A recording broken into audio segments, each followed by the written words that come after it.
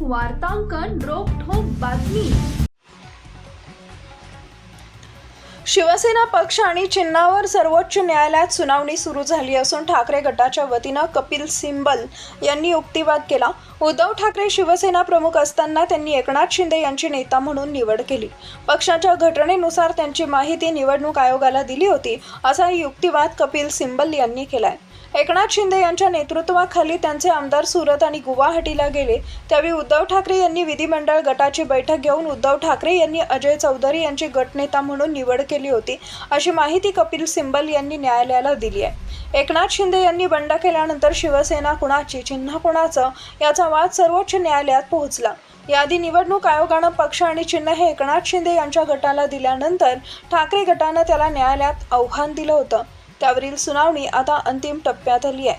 शिवसेना फुटल्यानंतर त्यावेळी शिंदेंसोबत गेलेले आमदार हे अपात्र होते, असा युक्तिवाद कपिल सिब्बल यांनी केलाय।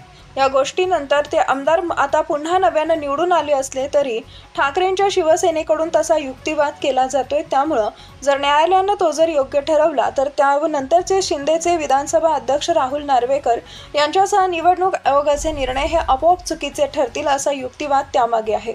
विधिमंडळ पक्ष हा राजकीय पक्ष नसल्याचा युक्तिवाद कपिल सिब्बल यांनी केला, कारण पक्ष फुटल्यानंतर विधानसभा अध्यक्षांनी त्यावेळी विधिमंडळ पक्षालाच मुख्य पक्ष म्हणून मान्यता दिली होती। त्यामुळे सिब्बल यांनी या प्रकरणाचा संपूर्ण घटनाक्रम सांगितला।